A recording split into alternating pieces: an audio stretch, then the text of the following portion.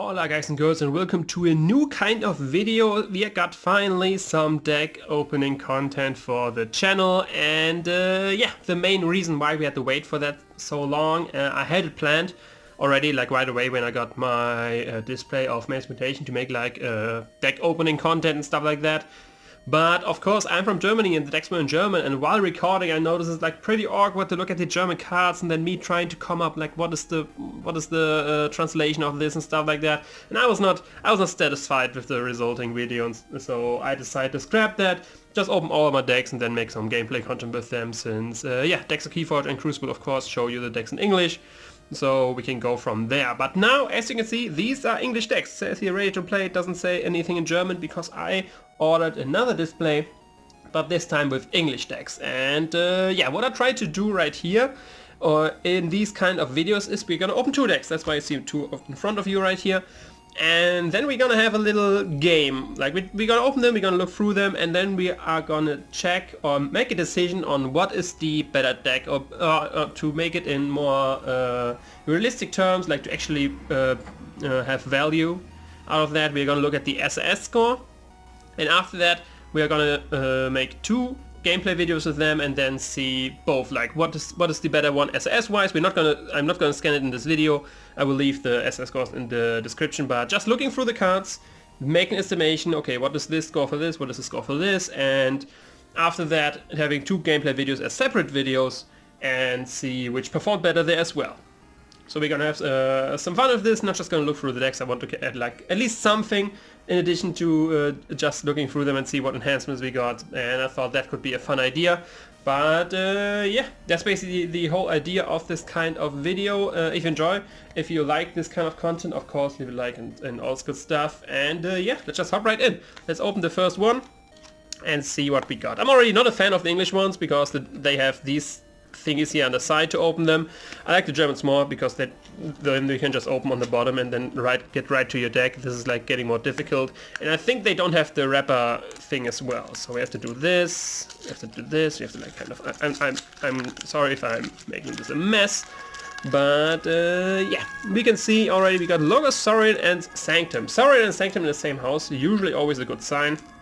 But yeah, and the name is Unflappable John Citizen Milja. And yeah, like I mentioned, the German ones, they have like a wrapper band right here. You can just open it, plop plop, and you have it out of the foil. But yeah, of course, in these ones you kind of have to do it like this, which I mean they're pretty nicely wrapped, so it's not too difficult to do that.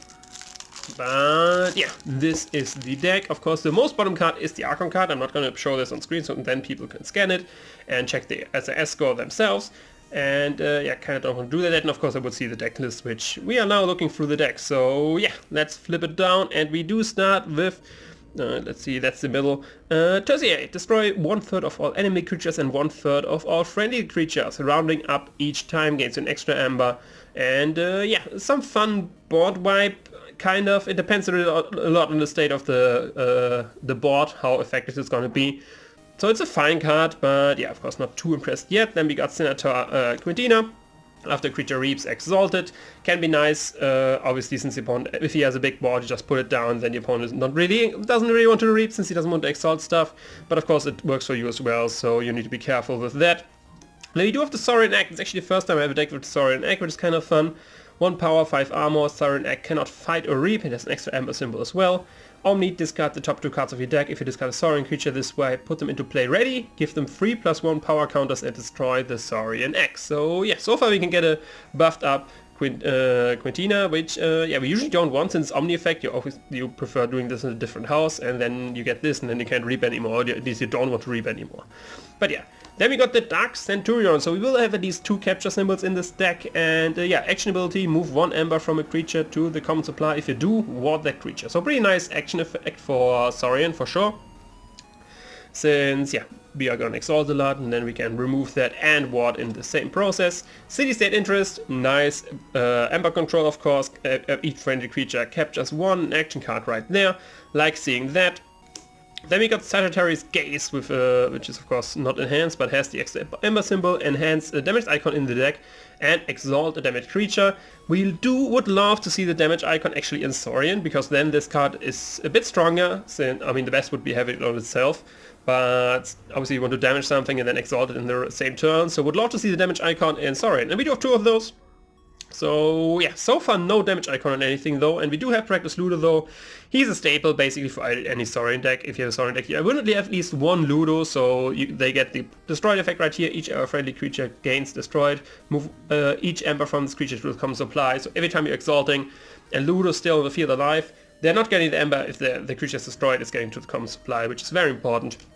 Then we got the Monument to Lulu. It's actually the first time I see this, I think. It's an artifact, location, action ability. Move 1 Ember from a creature to the common supply. If effect Lulu is on your discard pile, move 2 from that creature to the common supply instead. So yeah, some nice stuff to remove the Ember as well. So sometimes it's not as difficult for us to or problematic for us to have the Cantina on the field. If you reap, you can just with the Monument to Lulu put them all away, or with the Dark Centaurium put it away and ward them. Then we have the Curse of Vanity, exalt a friendly creature and an enemy creature, so yeah, pretty nice there, just double exalt. If you don't have a creature, you just get to exalt an opponent's one, so that's fun there. Then we got the Connison Octavia, 5 power, 1 hour creature with the action ability Capture 2. Pretty straightforward card, it's just a Depict 2, which you can decide to Capture 2 with, which with an action ability instead of Reap is usually not that great. You have to do it if you're in dire situation, the opponent is about to forge the last key, then you want to trigger the effect. I mean, do get Chant of Hubris, and I think that's the last card. Yeah, so no, even though we have two Sagittarius Gaze, we don't get any any damage symbol on. I mean, the order doesn't really matter. Let's put blue here. We don't get any damage icon in Saurian, sadly. But a Chant of Hubris action card gives an Ember, move 1 Ember away to something else. So yeah, standard Saurian stuff. We already know this card, but yeah, Saurian looking decent. I think it's definitely a middling Saurian lineup here. Nothing too impressive, but it's fine. It's like I'm not too worried. I got a lot of. Let's actually look. We already got the Eye of Judgment spoiled here, but let's look at the creature count and Ember symbol count. We got 1 extra pip, 2, 3, 4, 5, 6. That's half the cards. That's pretty nice. And then creature count, we got 1, 2, 3, 4, 5. So it's a bit on the lower side, I want to say. 5 is still definitely fine. I'm not complaining about 5 creatures in a house. One of them being the Saurian Egg, which gets kind of difficult because with only 4 other creatures left, we're going to discarding the top 2.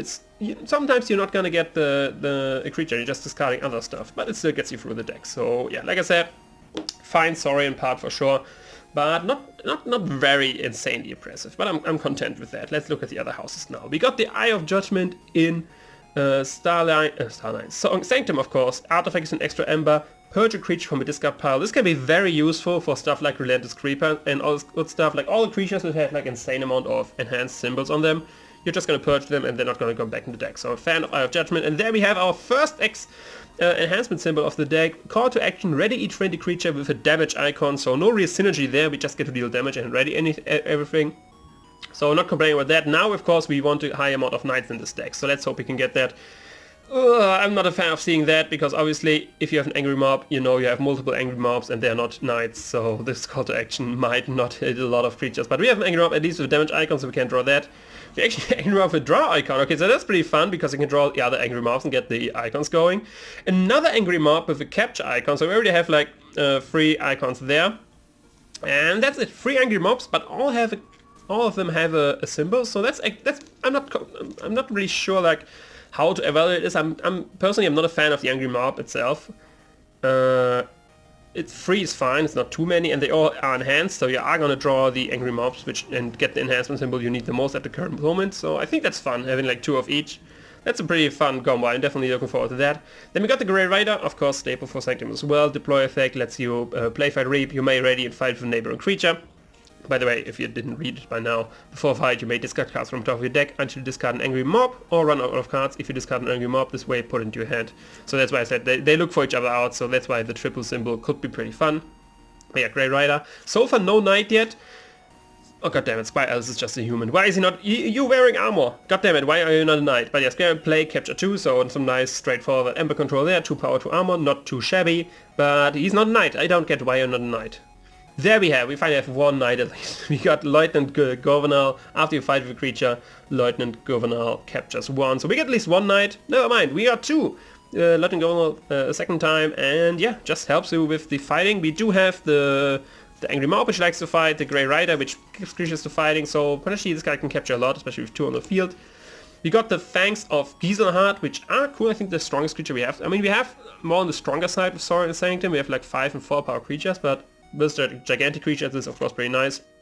But we do get another knight, we do got the Bulwark, which gives assault to its neighbors and has assault to itself, so yeah, it promotes fighting even more.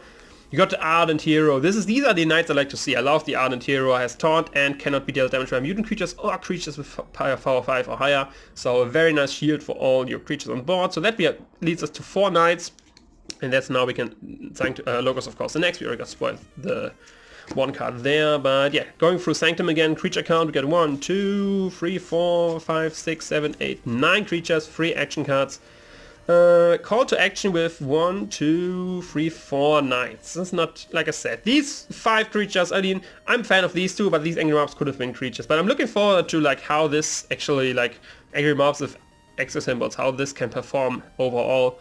But yeah, that is the Sanctum part of the deck. Now looking at the Logos part. We have a lot of capturing in there. We can definitely say that. We got a lot of capturing here. Let's look at it again.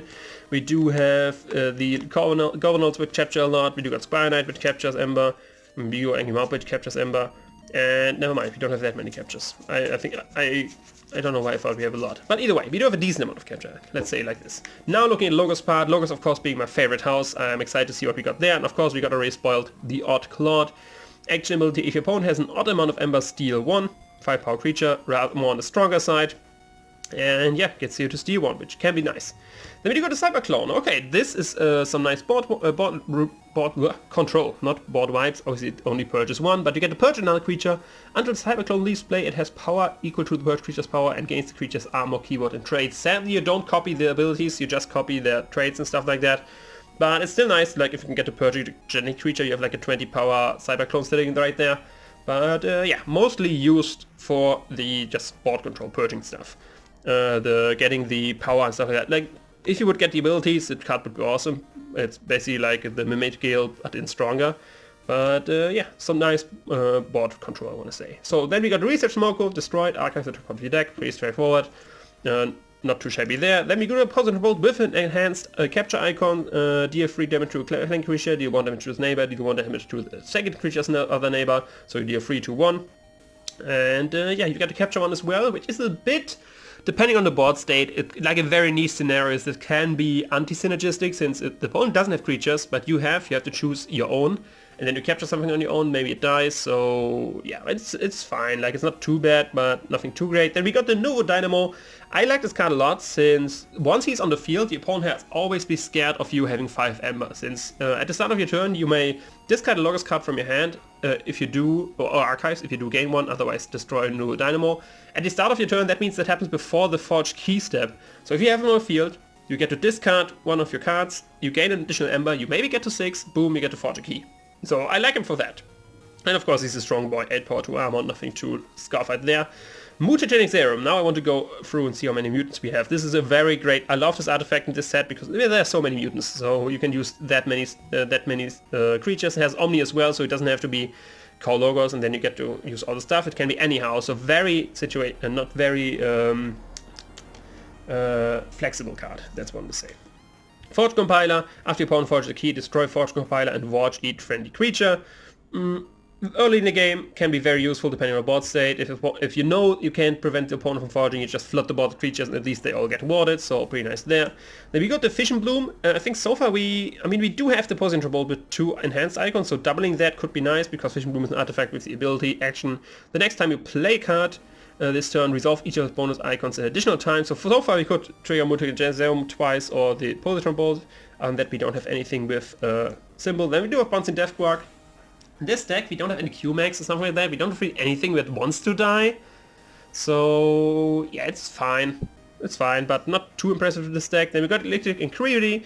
Eclectic, not electric. And yeah, play archive the top 2 cop cards of your deck, pretty straightforward. It gets to archiving. We do have a Daughter for additional draw, which is nice, and we do got the Autoencoder, very important card in Logos in this set. Any card you don't need, you just discard. Like I mentioned, Bouncing Death Quark, most of the time we probably don't want to play that. We get to archive the top card of the deck, so this helps speed-wise a lot. But okay, this is the deck.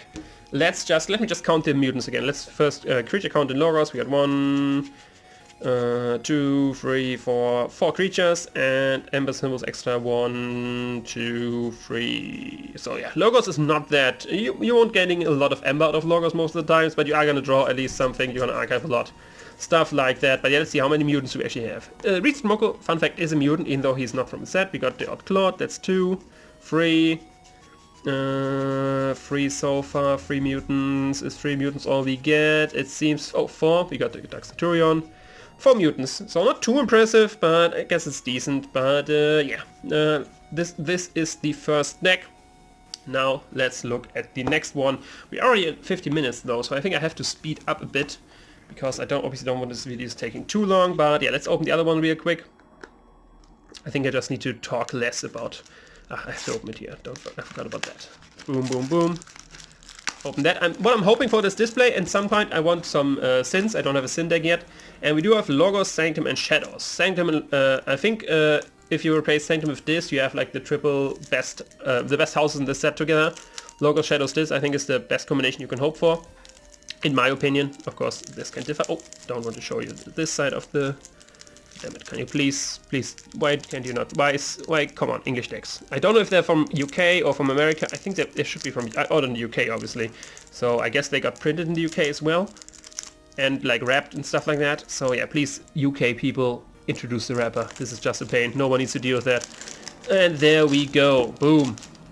Open the bad boy, put away the Archon card. Name is Meteorite of the Daggers Thief. Thief with an F, so Thief written pretty wrong with an F at the start. But yeah, that's the deck. Let's start with Shadows, and we start off with the Xeno Thief, elusive, fight, look at the top 3 cards of your deck, put one to your hand and bottom of your deck. This I think is the coolest ability with the fighting with elusive, not that great of synergy, but he is a mutant, so maybe we can get some mutant synergy with that. And we do have the next mutant right here. We do have the Dino Thief. Elusive, of course, once again, and play, you may exalt Dino Thief if you do deal 3 damage to a creature, so some nice board control there. We do have Boss Zarek. Each 3D creature with Aember on it gains elusive, so I hope we can get some capture enhancements on this. Obviously we already have 3 with Boss Zarek right here. Borrow, I love seeing this card. Artifact control is very important in this set, and with Borrow you get to take control of an enemy creature, artifact of course, and yeah, it belongs to House Shadows automatically, so once you get it you can usually use it right away. Subtle Auto, fine card as well, only 1 power, but your opponent has to discard, which is very disruptive. You can hit a very vital card, which destroys their game plan going forward. You do have to Shoulder It, which is used for some nice protection, because obviously you can't deal damage, but once he would deal damage, you get to steal 1. So potentially your opponent never wants to fight into that. We do have the Opportunist, given creature elusive, and it gets capture 1, so some nice Aember control and some protection. Like so far, I think the best with elusive is probably the Shoulder It itself. But yeah, then we got Nexus, some more artifact control there, 3 power elusive creature, Reap, use an enemy artifact is yours, double Nexus, so we don't have to care about artifacts a whole lot, and we do actually have a lot of icons on the mark. Double capture icon on mark, and move 1 Aember creature to pool, deal 2 damage to that creature. There is some nice synergy going on, because you can capture on a creature you want to mark, and then it's basically a steal. It's basically a mark which gains an Aember, steals 1 and captures 1. Obviously you have to target an own creature and get 2 damage on it, which sometimes you do not want, but yeah, lots of icons on that. I'm a fan of that. And we do have Gamgee with the draw icon, elusive 2 power creature, Reap, if your opponent has more Aember than you, steal 1. Some straightforward Aember control there, situational a little bit of though. And we do have Francis the Economist, a 3 power skirmish creature, fight, each player gains 1. Very situational when you want to play that. It's basically it's a get more ahead card, since you obviously don't want to fight with him if you were behind the opponent, giving him even more Aember. It's more you are ahead and you don't mind getting the opponent Aember as well. You'd use this, otherwise just Reap with it, you don't have to fight. But yeah, creature count 1, 2, 3, 4, 5, 6, 7, 8, 9. Lots of creatures and shadows, and yeah, 1, 2, 3. Tricks Aember symbols, but yeah, that is about to be expected with that many creatures. So very creature heavy shadows actually. Not that much stealing going on, so no red pennies, stuff like that. So we will see how the shadows can perform overall, but now let's go into Sanctum. We already saw the first one. Destroy each mutant creature. So yeah, some cool mutant hate. I think we have 3 mutants so far. We have 2 thieves right here. We have Boss Zarek. Oh, Subtle Auto is a mutant as well. And yeah, I think that's it so far. So we got some mutants and shadows, but yeah, of course, very nice board wipe in this set with a capture icon as well. Since it's selective and only kills mutants, usually you hate seeing capture icons on your board wipes, but with that, I'm actually rather fine with that. Then we got the shoulder armor upgrade. While this creature on the flank gets +2 armor, +2 power, and extra Aember, so plays on creature gets buffed up, but has to be on the flank. Then we got the purify, purge a mutant creature, and then if you do, discard the top of his controller's deck until you discard a non-mutant creature or run out of cards. If you discard a non-mutant creature this way, put into play under its owner's control. A lot of text for basic effect, get rid of a mutant and then put something else into play which he has left in the deck which is not a mutant. So yeah, most of the times I play this, another deck I have this card as well, and I play it most of the times on opponent creatures instead of mine, but yeah, depending on what's in the deck, actually might want to get rid of my own mutants and play something else there. But yeah, together with the Scizor it actually could make sense, so we can get rid of my own mutant. He's gonna die either way, why not get something else into play? But yeah, North Arm, nice artifact. So artifacts, we don't have to worry about artifacts in this deck. Scizor standard gives you an Aember when played, and each friendly creature with Aember on it gets +1 armor, X out of friendly creature. So yeah, gets the armor on all the capture icons, that's pretty nice. Can get some extra armor on these creatures. Barista Joya, I love this card, introduced in Age of Ascension already, but enemy creatures cannot reap. Very short text, but very effective text at that, with 5 power and 1 armor. Difficult for the opponent to get rid of, and yeah, just not allowing him to reap can be very disruptive. Fan of that. We do have a smite with a draw icon, ready to fight with friendly creature, deal 2 damage to the attacked creature's neighbors. So yeah, so far we don't have anything with a fight effect, I think. By with the economist, of course. But yeah, can be great for board control. You just get to attack with something twice, you can raise something you just played. Draw icon, of course, not really synergy there, but drawing is always nice. Then we do have General Salvador, which enhanced 2 capture icons in our deck, and it's just straightforward 4 power, 2 armor. Nothing too impressive there. When we got the Bulwark, already seen that before, so I'm not going to talk too much about that. Second Bulwark here. These are 2 mutants though, so with our anti-mutant things so far, not too great. Liquid Ardent Hero, like I already talked about earlier, love that card. We got 2 of them, which is great, and there we go with Loggers. And then short overview on Sanctum, 1 creature, 2, 3, 4, 5, 6 creatures, and 1, 2, 3, 4 extra Aember symbols. So yeah, so far it's a pretty creature heavy deck, mainly due to the shadows, but yeah, let's look at the Loggers part right now. We got the Howling Pit. During the draw step, each player refills the hand to 1 additional card, so it helps you and the opponent. Since it helps on the turn you played right away, most of the times you are going to be the one benefiting more, but always it depends on the deck and what you draw, obviously, if you want to do that or not. Redacted! I'm a fan of this artifact as well. Redacted is an artifact which, after you choose Logos as your active house, put an Aember from the common supply on it. When there are 4 or more unredacted, destroy it and forge a key at no cost. So I hope we get some cards which want to make us call Logos over and over again. Another, Know the Dynamo, like I already said, he can be great, but since I don't think that's great synergy with Redacted, because you want to call Logos a lot. But with him on the field, you usually don't want to call Logos, you want to call other houses, just discard the Logos cards and gain Aember still. So yeah, but still, they're both good cards, but together on the field they're kind of anti-synergistic. Forge Compiler, already talked about that, nice there. We got Cronus. The draw icons I think we already saw, sadly distributed through the houses. Usually you want to see all the draw icons on the same house, so you can more likely to draw cards of the same house you can play right away. Another Bouncing Death Quark. Once again, I don't think we have anything with which wants to get destroyed, with fun destroyed effects and stuff like that, so that's that.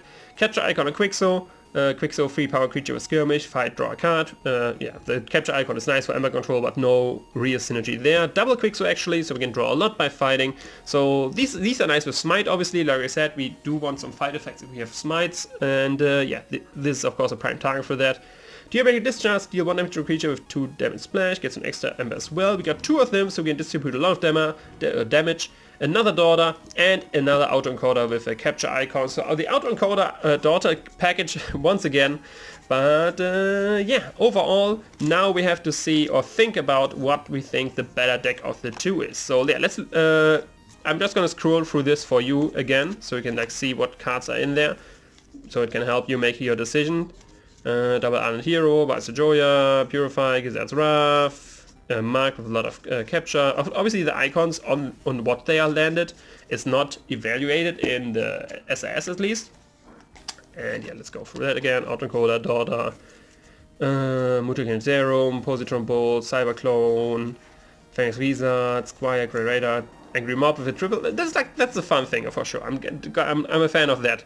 Then we got Call to Action, Ludo, Goes of Vanity, Gaze, Sorin Egg, and Tertiate. So now you can make your decision in the comments, but if I were to have to make a decision, I would say that the Unflappable John Citizen is the stronger deck. I think this has just better Aember control and stronger creatures which can stay on the board. I think overall this one will perform better. I'm not going to go into SAS score themselves because I think for Mass Mutation they are, even though they already revised it once, still a bit all over the place. So yeah, even if I would make an estimation, I think this deck's Keyforge would say something different. I'm just saying this one is better. Yeah, let me know what you think in the comments down below. I will leave a comment there with like a spoiler tag and stuff like that. We can check what the actual SAS scores are and see if you're right or not. But right now I'm gonna say this one is stronger. But yeah, that's all for this video. If you did enjoy, leave a like, comment, subscribe, you know the deal. Hit me on Twitter, Facebook, all the links in the description. And yeah, I will see you another time. Ciao.